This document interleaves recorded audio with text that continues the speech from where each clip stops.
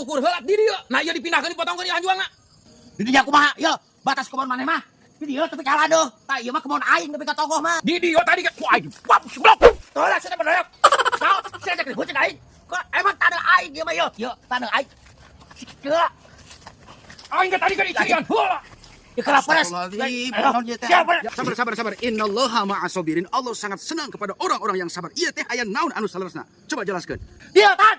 Si Manoyok tah. Ieu kebon saya ka dieu. Di aku cenah. Ieu mah kebon manehna batasna teh ditu. Ieu batas maneh mah teh dieu Manoyok tapi kalebak. Kan aing tadi ke ukur heula. Di ditu tadi ukur ku aing watasna tuh belah ditu. Innallaha ma'as-sabirin. Sabar. Ieu teh nu puguna kumaha Mang Doyok? Mang Jack ieu kumaha nu puguna teh? Nu puguhna teh kieu Pak Ustad abi teh meser kebon ti Wadadang. Watasna teh tadi ditinggalikeun belah ditu. Ai ku Mang Jack dialihkeun ka dieu.